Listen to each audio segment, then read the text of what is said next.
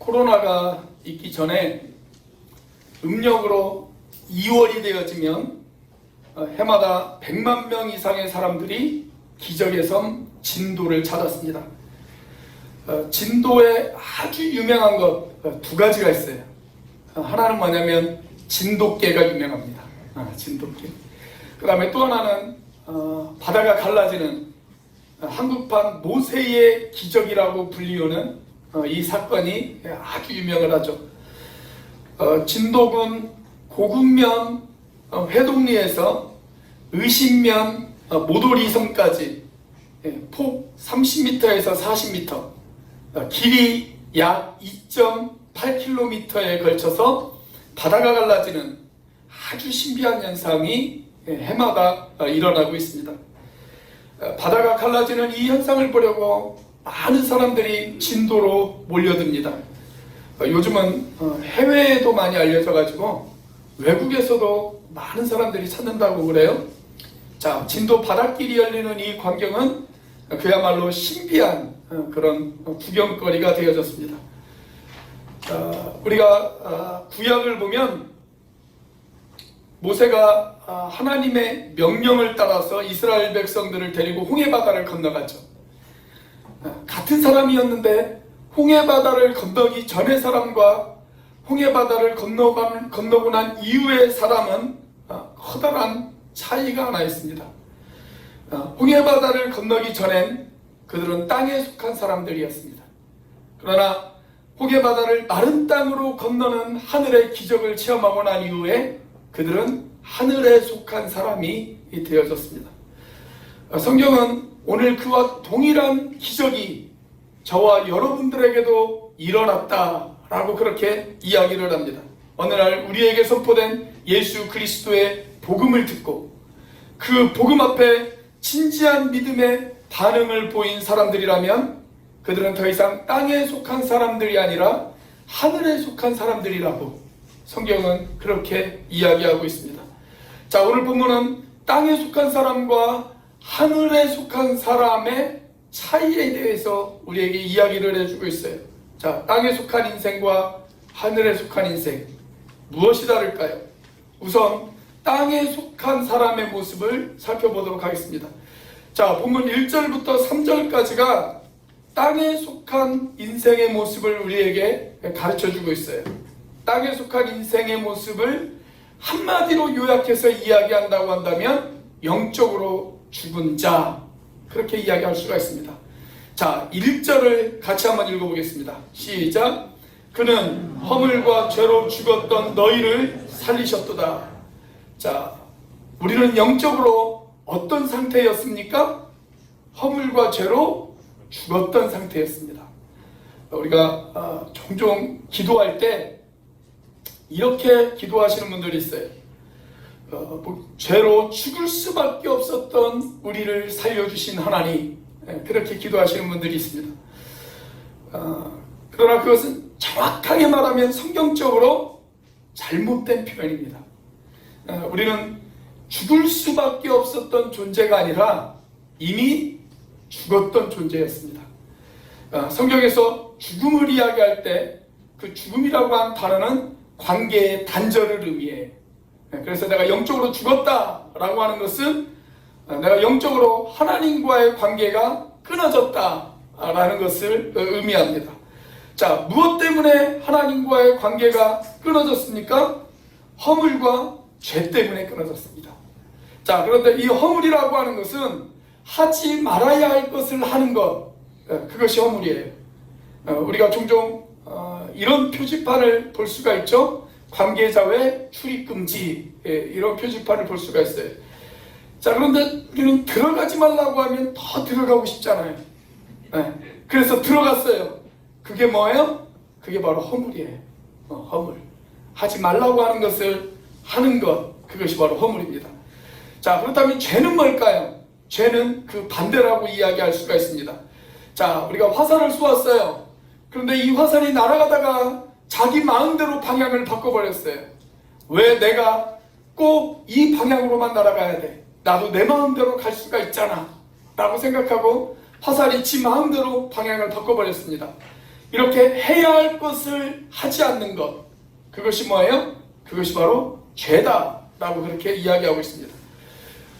우리가 구약 성경을 보면 총 613가지의 율법이 나와요.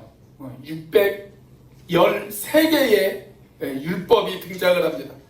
자, 그런데 그 율법을 크게 두 개로 나눌 수가 있어요. 하나는 무엇을 하라라고 하는 긍정적인 율법을 248개가 등장을 하고요.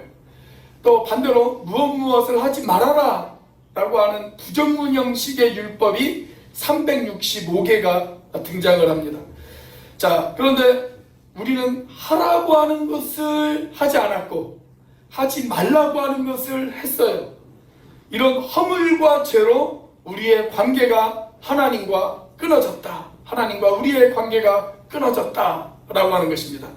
자, 이렇게 하나님과의 영적인 관계가 끊어진 것, 그것을 성경은 뭐라고 표현을 하냐면 영적으로 죽었다라고 표현합니다. 영적으로 죽었다. 자, 영적으로 죽은 사람의 특징 뭘까요? 여러분, 죽은 사람의 특징이 뭡니까?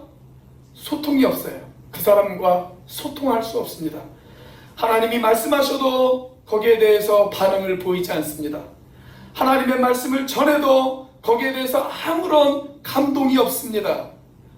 신앙에 대해서 이야기하고 믿음에 대해서 이야기를 해도 전혀 거기에 대해서 아무런 감정을 보이지 않는 사람들, 왜 그럴까요? 하나님과의 관계가 끊어졌기 때문에 그래요. 영적으로 죽었기 때문에 그렇습니다. 자, 이렇게 영적으로 죽은 사람들의 모습에 대해서 사도 요한은 요한계시록 3장 1절에서 이렇게 이야기를 하고 있습니다. 내가 살았다 하는 이름은 가졌으나 죽은 자로다. 그렇게 이야기하고 있어요. 살아있는 것 같이 보이지만 아니야. 너 사실 죽어있는 존재야. 영적으로 죽은 존재야. 그 이야기예요. 자, 그런데 바울 사도는 여기에서 한 걸음 더 나아가서 이렇게 영적으로 죽은 사람들, 이 사람들은 세 가지의 지배를 받는다. 그렇게 이야기를 합니다. 우리 믿음의 선배들은 이 세 가지의 지배를 받는 이 세 가지를 가리켜서 영적인 삼적이라고 이야기를 했습니다. 영적인 삼적. 자, 이 세 가지가 뭘까요? 첫째는 세상입니다. 둘째는 마귀입니다. 셋째는 육체입니다. 자, 이 세 가지의 적이 2절과 3절에 등장을 하죠. 자, 2절 말씀이 이렇게 시작이 되어집니다. 그때 너희는 그 가운데서 행하여 이 세상 풍조를 따르고. 자, 여기 우리의 첫 번째 적인 세상이 등장을 해요. 세상. 이 세상은 눈에 보이는 우주 만물을 가리키는 것이 아닙니다. 이것은 세상 풍조를 가리키는 것입니다. 세상 풍조. 여러분, 이 세상은 하나님이 창조하셨죠. 이 세상이 우리의 적은 아니에요. 이건 하나님의 선물이에요. 이 세상 풍조를 말하는 거예요. 세상 풍조. 여러분, 영적으로 죽어 있는 사람들은 세상 풍조와 싸울 수가 없어요. 그래서 세상의 재미를 따라갑니다. 세상의 가치관을 따라갑니다. 하나님의 가치관을 따르고 하나님의 말씀을 따르기보다는 세상의 즐거움을 따라갑니다. 그것이 바로 세상 풍조죠. 주님은 우리에게 말씀하셨어요. 너희는 세상을 본받지 말라. 그렇게 이야기하셨습니다. 그런데 영적으로 죽은 사람은 세상을 본받습니다. 세상의 영향을 받습니다. 세상의 지배를 받습니다. 물론 정상적인 그리스도인들도 세상의 지배를 전혀 안 받는 것은 아닙니다. 그런데 정상적인 그리스도인들은 그래도 그것과 싸우면서 살아요. 어떻게 해서든지 세상적인 풍조를 따르지 않으려고 발버둥치며 싸우면서 그렇게 살아갑니다. 그런데 영적으로 죽은 자들은 일방적으로 세상의 지배를 받습니다. 자, 그리고 2절 중간을 보면 두 번째 적이 등장을 해요. 자, 이렇게 기록되어 있어요. 공중에 권세 잡은 자를 따랐으니. 자, 공중에 권세 잡은 자 누구일까요?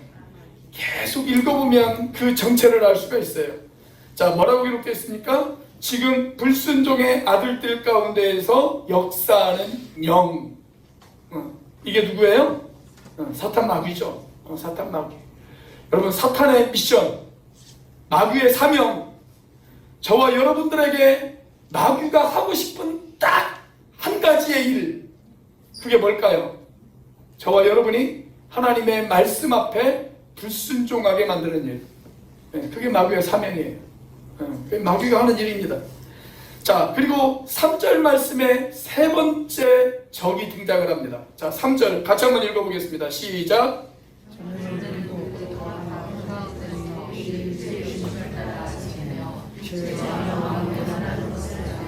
다른 이들과 같이 본질상 진노의 자녀이었더니. 자, 세 번째 적이 뭐예요? 육체입니다. 육체. 자, 그런데 여기에서 말하는 육체도 우리의 몸을 가리키는 것은 아니에요. 우리의 몸 누가 주셨어요? 하나님이 주셨죠. 하나님이 주셨으니까 이건 하나님의 선물이지 우리의 적은 아니란 말이에요. 자, 헬라 원어로 보면 저와 여러분들의 신체적인 몸을 가리켜서 소마라고 이야기합니다. 소마. 자, 그런데 여기 등장하는 육체는 소마라고 하는 단어를 사용을 한 것이 아니라 사르스라고 하는 단어를 사용했어요. 이것은 뭐냐면 우리 안에 있는 타락한 성품을 가리키는 것입니다. 타락한 성품. 저는 한 번도 제 아이들에게 거짓말을 해라 라고 가르친 적이 없습니다. 그런데 아이들이 커가면서 저절로 거짓말을 배우더라고요. 저는 맛있는 것이 생기면 형제들하고 같이 나눠 먹어라 이렇게 가르쳤습니다.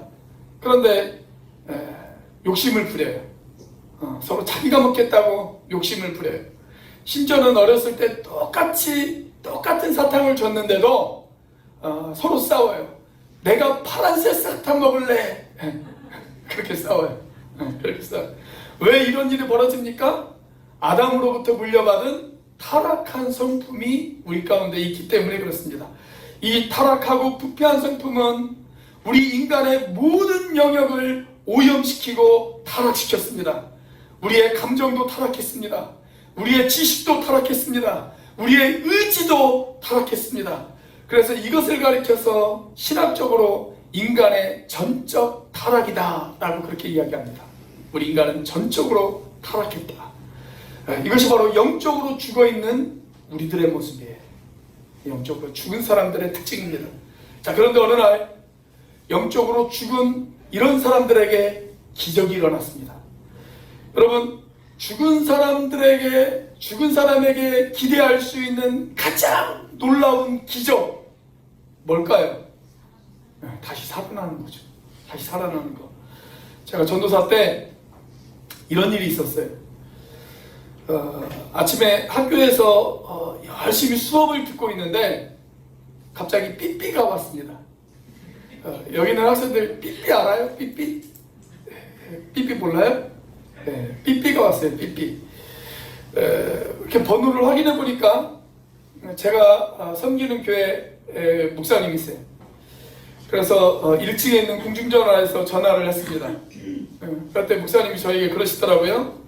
한전도사야, 어머님이 돌아가셔서 너가 오늘 수요 예배 설교를 좀 대신 해줘야 되겠다.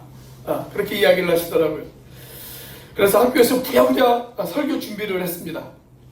그리고 이제 오후에 서울에 올라가려고 준비를 하고 있었어요. 그런데 또 삐삐가 왔어요. 그래서 다시 한번 전화를 했습니다. 그랬더니 뭐라고 이야기하냐면 올라오지 마세요. 어머니 다시 살아났어요. 그렇게 이야기를 하더라고요. 아니, 그런 일도 있더라고요. 분명히 돌아가셨는데 한 2시간 후에 이분이 다시 깨셨대요. 다시 깨어나셨대요. 의사도 놀래고 가족도 놀래고 다 놀랬답니다. 그런 일도 있더라고요. 자, 그런데 여기 성경은 죽었던 우리의 영이 다시 살아났다. 그렇게 이야기합니다. 죽었던 우리의 영이 다시 살아났다. 이것은 철학이 할 수 없는 일입니다. 이것은 심리학도 할 수 없는 일입니다. 이것은 의학도 할 수 없는 일입니다. 이것은 복음만이 할 수 있는 아주 놀라운 기적적인 사건입니다. 자, 이 기적을 통해서 우리는 더 이상 땅에 속한 사람이 아니라 하늘에 속한 사람이 되었다고 성경은 우리에게 이야기를 하고 있습니다. 자, 이제 하늘에 속한 사람이 어떤 모습의 사람인지 우리가 한번 살펴보도록 하겠습니다. 4절부터 7절까지의 말씀이 하늘에 속한 인생의 모습을 우리에게 가르쳐주고 있습니다.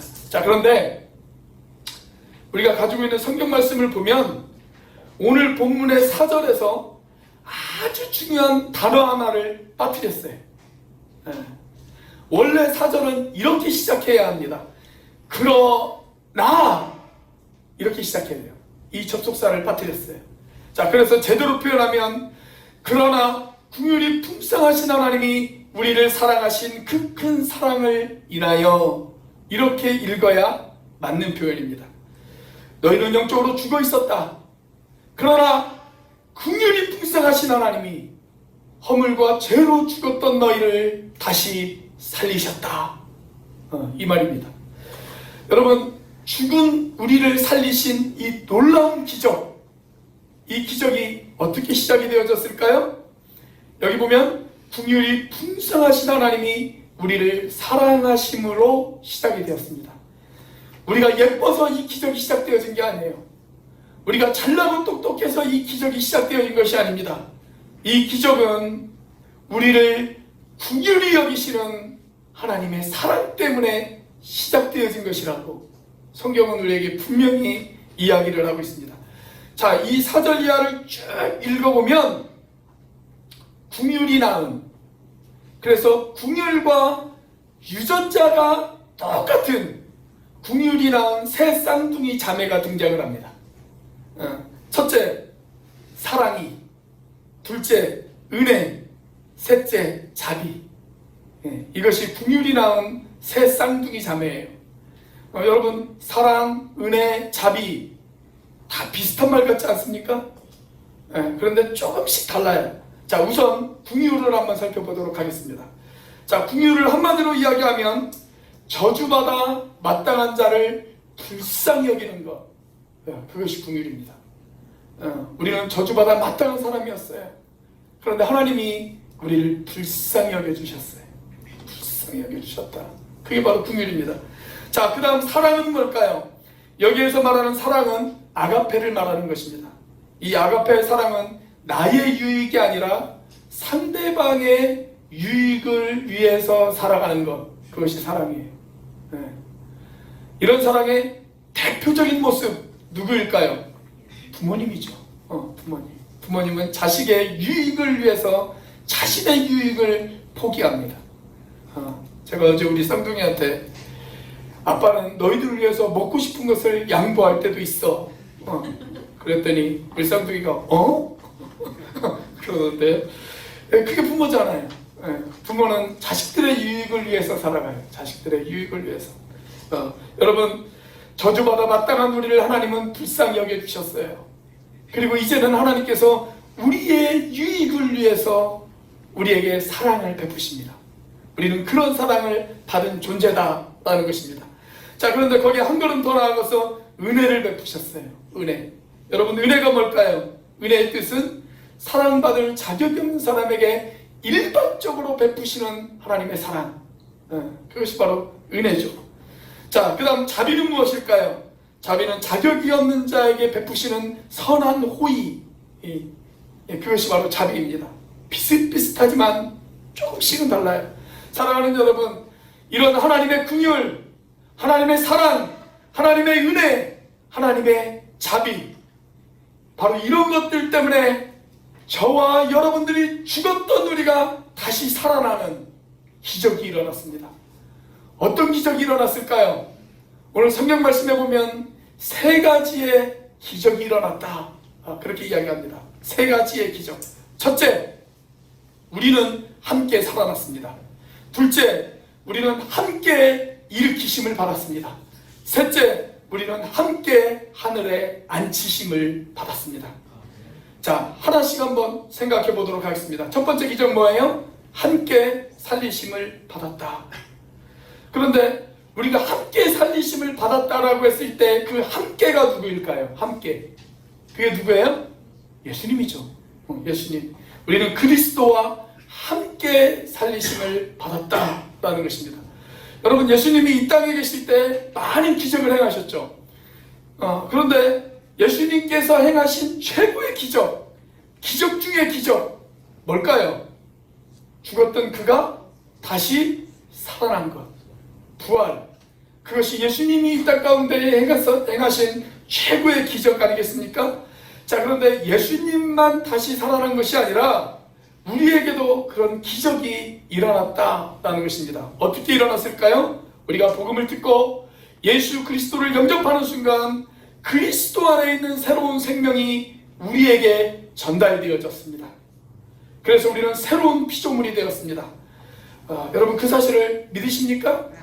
그것이 바로 부활이에요. 영적 부활입니다. 이 놀라운 기적을 5절 말씀에 이렇게 기록하고 있습니다. 자, 5절 말씀 같이 한번 읽어보겠습니다. 시작. 허물로 죽은 우리를 그리스도와 함께 살리셨고 너희는 은혜로 구원을 받은 것이라. 여러분, 철학은 이런 기적을 가져다 줄 수 없습니다. 도덕도 이런 기적을 가져다 줄 수 없습니다. 지식과 교양도 이런 기적을 우리에게 가져다 줄 수 없습니다. 도덕과 지식은 우리의 겉모습을 조금 포장해 줄 수 있을지는 모르겠어요. 그러나 우리에게 생명을 가져다 주지는 못합니다. 오직 그리스도만이 우리에게 영적인 새로운 생명을 가져다 줄 수 있다는 것을 믿으시기를 바랍니다. 이렇게 우리는 그리스도와 함께 살리심을 받았어요. 그게 첫 번째 기적이에요. 자, 그 다음 기적 뭡니까? 그리스도와 함께 일으키심을 받았습니다. 이것이 바로 두 번째 기적입니다. 자, 부활한 것, 그것으로 끝나는 것이 아니에요. 부활 후에 능력이 있어요. 능력이 있습니다. 자, 제가 아까 조금 전에 제가 전도사 시절에 겪었던 이야기를 여러분들에게 말씀을 드렸죠. 그 목사님의 어머니가 분명히 돌아가셨는데 다시 살아나셨어요. 그런데 오래 사시지는 못했습니다. 계속 편찮으시다가 한 달 정도 후에 진짜로 돌아가셨어요. 자, 그런데 여기 등장하는 함께 일으키심을 받았다라고 하는 사건은 그 정도의 사건을 말하는 것이 아니에요. 자, 나사로의 사건을 한번 우리가 생각해 보도록 하겠습니다. 예수님의 친구였던 나사로가 죽었습니다. 예수님이 그 무덤으로 찾아오셨습니다. 그리고 나사로에게 뭐라고 말씀하십니까? 나사로야, 나오라! 그렇게 이야기하십니다. 그러자 나사로가 살아나옵니다. 분명히 죽었던 송장이 다시 살아나서 무덤 밖으로 걸어 나와요. 자, 그런데 이 나사로가 부활해서 그렇게 걸어 나왔을 때 성경은 뭐라고 언급이 되어져 있냐면 그 나사로의 온몸이 천으로 묶여 있었다라고 그렇게 이야기가 적혀 있습니다. 그렇기 때문에 예수님께서 그 나사로에게 다시 말하죠. 뭐라고 말합니까? 이렇게 이야기를 합니다. 풀어놓아 다니게 하라. 그렇게 이야기합니다. 그러자 그를 묶었던 것들이 다 풀어지고 그가 춤추면서 돌아다니기 시작합니다. 여러분, 일으키심을 받았을 뿐만이 아니라 살아있는 능력을 보여주기 시작했어요. 단순히 몸만 일으키심을 받은 게 아니에요. 살아있는 능력을 보여주었습니다. 우리 예수님도 부활하신 후에 40일 동안 살아있는 능력을 우리들에게 보여주시지 않으셨습니까?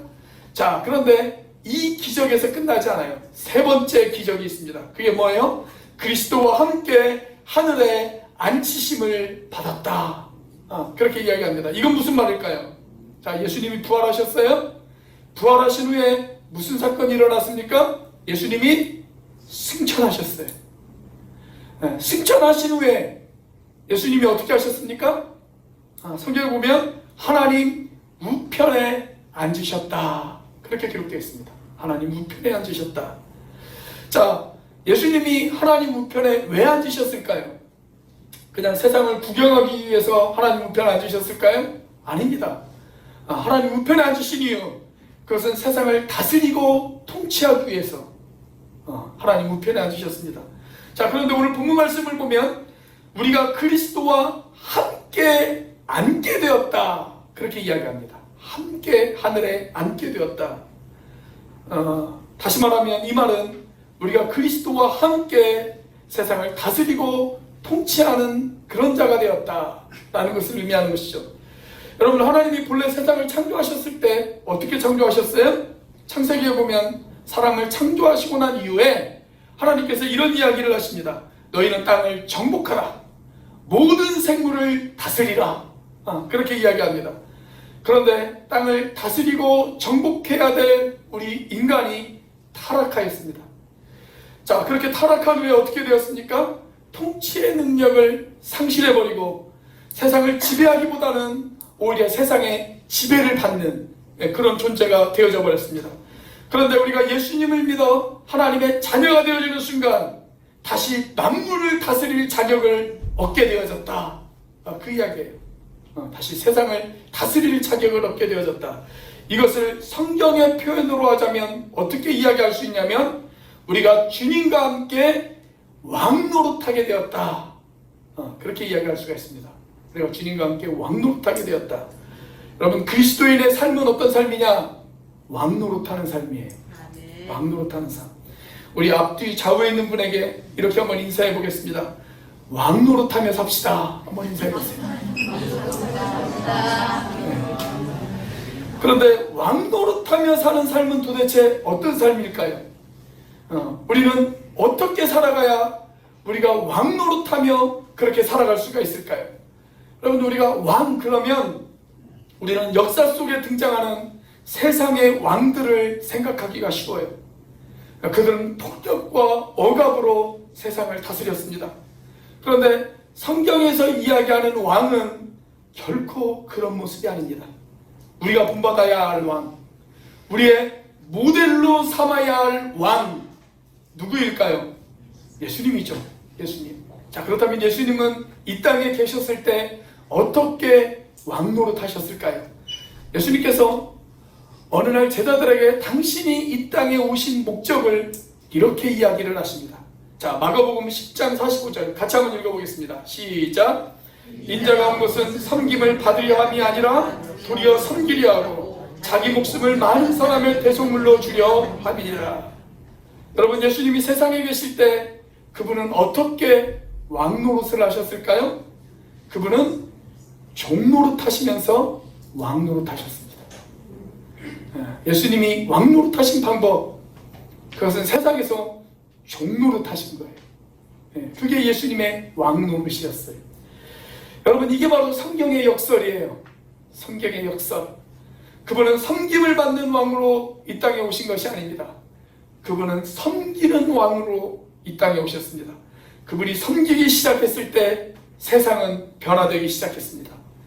여러분, 군대에서 쫄병이 대장을 섬기는 것, 그게 뉴스가 될까요? 안 될까요? 뉴스가 안 되죠. 쫄병이 대장을 섬기는 것은 당연한 일입니다. 자, 그런데 어느 날 대장이 쫄병을 섬기기 시작했어요. 자, 그렇다면 그것은 뉴스가 될까요? 안 될까요? 뉴스가 되죠. 뉴스가 돼요. 자, 이런 대장들이 우리나라에 많으면 군대가 바뀔까요? 안 바뀔까요? 바뀌죠. 군대가 바뀝니다. 자, 그런데 예수님이 바로 그런 일을 하셨다는 거예요.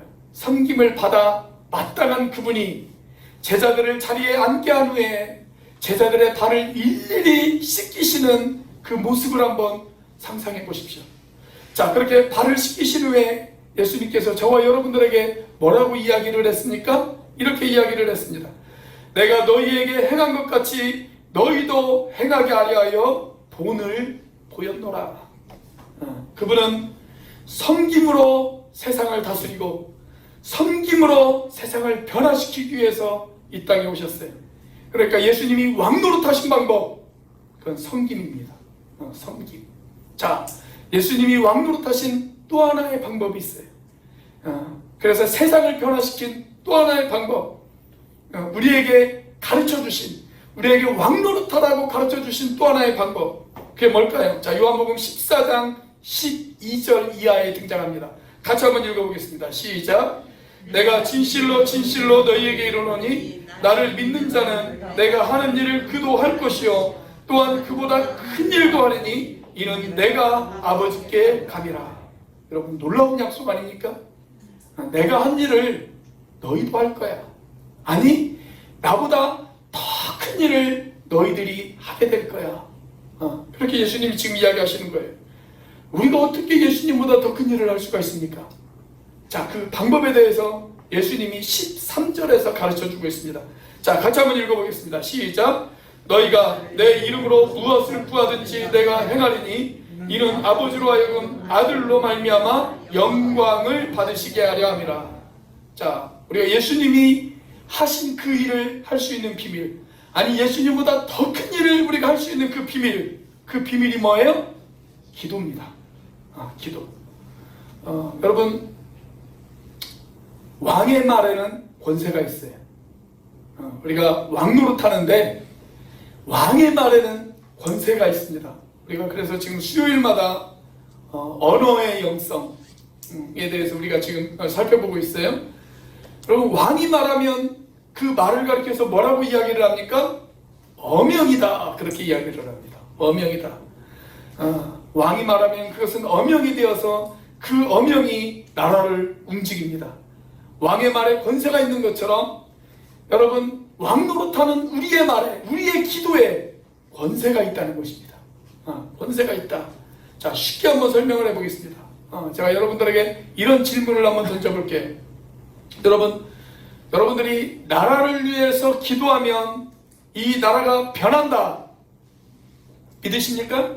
네. 그렇다면 여러분들은 기도로 나라를 통치하는 거예요. 내가 나라를 위해서 기도했어요. 그리고 실제로 나라가 변하기 시작했어요. 그러면 기도로 우리는 나라를 다스리는 것입니다. 여러분들이 이웃을 위해서, 여러분들이 가족을 위해서, 자녀들을 위해서 기도하면 그 기도대로 여러분들의 이웃과 자녀들이 변한다, 믿으십니까? 그러면 여러분은 기도로 사람들을 다스리기 시작을 하는 겁니다. 우리가 흔히 요한복음 13장부터 16장까지를 다락방 강화다, 그렇게 이야기를 합니다. 다락방 강화다. 예수님께서 십자가를 짊어지시기 전날 저녁에 제자들에게 마지막으로 가르치신 교훈, 그 교훈이 요한복음 13장부터 쭉 소개가 되어지고 있어요. 그게 한 저녁에 있었던 일들을 쭉 소개를 하고 있습니다. 자, 그 교훈을 통해서 예수님이 우리에게 가르쳐 주시고 싶어 하시는 것이 있어요. 그게 뭐냐면 세상을 다스리고 세상을 변화시키는 방법에 대해서 우리에게 가르쳐 주십니다. 너희들이 어떻게 세상을 다스리고 어떻게 세상을 변화시킬 수 있는지, 다시 말하면 우리가 이 세상 가운데에서 어떻게 왕노릇하며 살아갈 수 있는지 그 방법에 대해서 가르쳐 주고 있어요. 자, 그런데 이 가르침의 주제는 딱 두 가지예요. 두 가지. 하나는 뭐예요? 섬김이에요. 섬김. 그래서 이 다락방 강화가 어떻게 시작되어집니까? 요한복음 13장에 보면 예수님께서 제자들의 발을 씻기는 모습으로 이 다락방 강화가 시작되어지는 것을 볼 수가 있습니다. 자, 그렇게 16장까지 가르치다가 17장으로 접어들면 예수님께서 기도하시기 시작해요. 제자들을 위해서 중보하면서 기도하시기 시작을 합니다. 그러니까 여러분, 우리 믿는 사람들이 세상을 다스리는 방법, 세상을 변화시키는 방법, 우리가 이 세상 가운데에서 왕노릇하는 방법, 두 가지 방식. 그 두 가지가 뭐예요? 하나는 섬기는 것이고 하나는 기도하는 것입니다. 사람을 섬기는 것, 사람들을 위해 기도하는 것, 그것이 바로 우리가 세상을 변화시키는 방식이에요. 우리는 힘으로 세상을 변화시키지 않습니다. 우리는 폭력으로 세상을 변화시키지 않습니다. 우리는 권력과 억압으로 세상을 변화시키지 않습니다. 우리가 세상을 변화시키는 방식, 우리가 세상 가운데에서 왕노릇하는 방식, 그것은 사람들을 섬기는 것이고 사람들을 위해 기도하는 것입니다. 사랑하는 여러분, 우리 교회가 속해 있는 제주지방에서 올해 2022년 큰 프로젝트를 하나 준비하고 있습니다.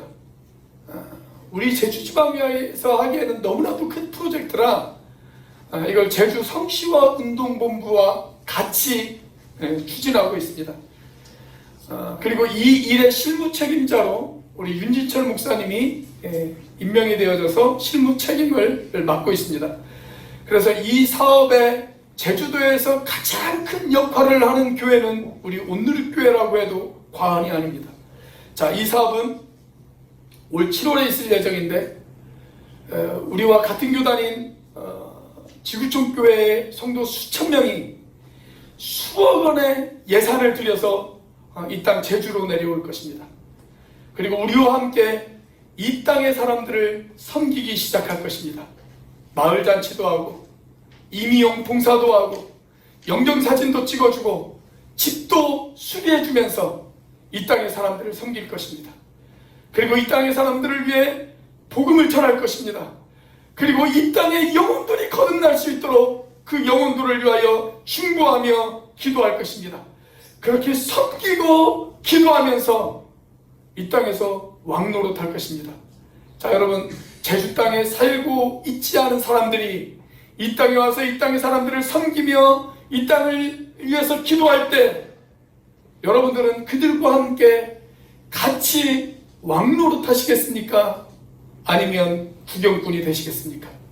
사랑하는 여러분, 우리는 땅에 살고 있지만 우리의 진짜 소속은 이 땅에 속해 있는 사람들이 아닙니다. 우리는 하늘에 속해 있는 사람들입니다.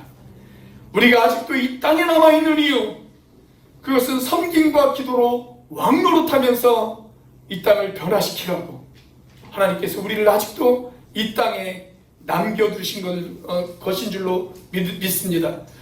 그렇게 하늘에 속한 자로 이 땅을 변화시키기 위하여 섬김과 기도로 왕노릇하는 공동체, 그 공동체가 바로 교회인 것입니다.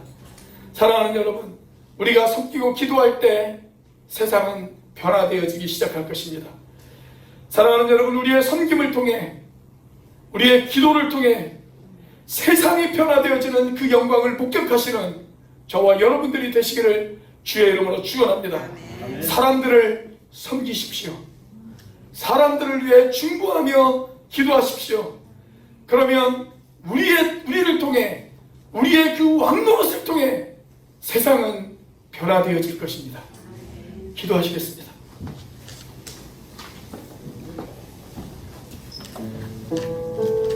사랑하는 형제자매 여러분, 우리는 땅에 살고 있지만 하늘에 속한 사람들입니다. 하나님의 긍휼과 사랑과 은혜와 자비로 허물로 죽었던 우리가 그리스도와 함께 살리심을 받았습니다.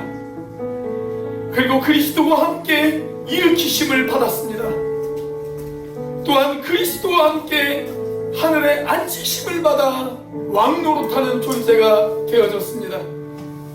우리 주님이 섬김과 기도로 왕노릇했던 것처럼 우리 역시 이 땅에 살면서 섬김과 기도로 왕노릇해야 한다고 주님은 우리에게 말씀하고 있습니다. 하나님, 우리 온누리교회가 사람을 섬기는 그 사역을 멈추지 않게 하여 주시옵소서. 우리 온누리교회가 사람들을 위해 중보하는 사역을 멈추지 않게 하여 주시옵소서. 섬김과 기도로 왕노릇하는 우리 교회, 내 인생이 되어줄 수 있도록 하나님 축복하여 주시옵소서. 우리 함께 한 목소리로 하나님 앞에 기도하도록 하겠습니다. 같이 한번 기도합니다. 하늘과 살아계심에 역사하시는 주님, 아버지 하나님, 이 시간 우리를 하나님 붙잡아 주시옵소서. 아버지 하나님의 허물과 죄로 죽었던 우리를 살리시는 주님 감사합니다. 하나님, 우리를 다시 이어주신 주님 감사합니다. 아버지 하나님의 주님과 함께 왕노릇하게 하셔서 감사합니다. 아버지 하나님의 주님의 사랑과 섬김과 기도로 아버지 하나님 이 땅에서 왕노릇하셨던 것처럼 아버지 하나님 우리들도 섬김과 기도로 왕노릇하는 인생이 되어줄 수 있도록 하나님 역사하여 주시옵소서.